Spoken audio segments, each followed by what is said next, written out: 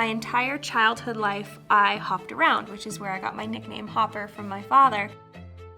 I was born with a very rare birth defect that affected only the left side of my body. I can only use properly the right side of my body. My left leg was amputated very young so that I could wear a prosthetic when I was older.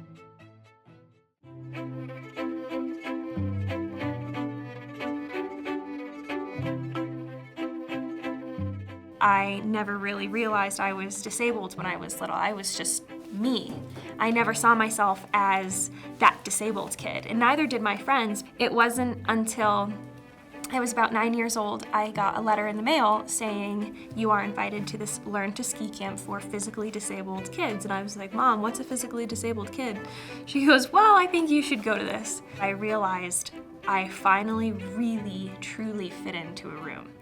No one turned and looked twice. I didn't have that glare as I walked across the room from some people that I get. And no one asked me why I looked the way that I did. Even though it was a question I answered with ease, it just never even came to them.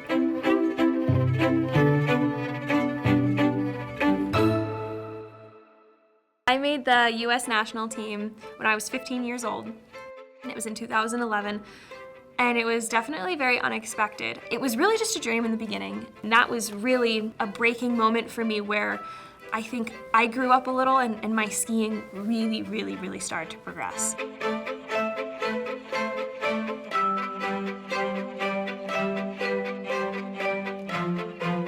I called my mom and I said, "Look, I had banked everything on these races. I really thought I could do well. I thought I was ready. I thought I was competitive, and I'm not. I don't want to think that I'm not good enough anymore." She said, "Yeah."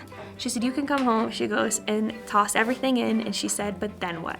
It was almost as if all of the stress and the weight sitting on my shoulders just washed away. At the end of that race, I had won. It was my very first World Cup gold medal. And Kevin came up to me and said, "You're guaranteed to go to the games and race a slalom."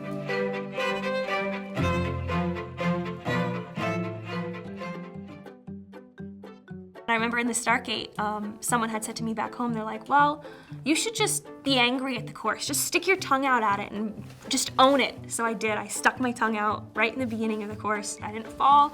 I thought I did really well. I was happy with the performance. I got down to the finish area and I called my mom and my sister and my dad and I said, "Guess what just happened?" I made bronze. I said I made third place.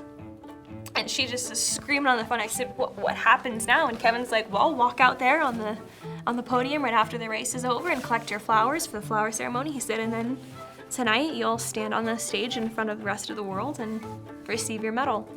And I just like erupted with emotion and I jumped onto the podium and I felt like I was standing on top of the world. I was just happy I made it down. That was all I was trying to do, and I just wanted to do the best that I could, and I realized that my best was finally enough to prove to the rest of the world that I did work hard enough, and I made it. Sorry. And that's something you can't forget. That's something that's so ingrained in me that it'll live with me for the rest of my life.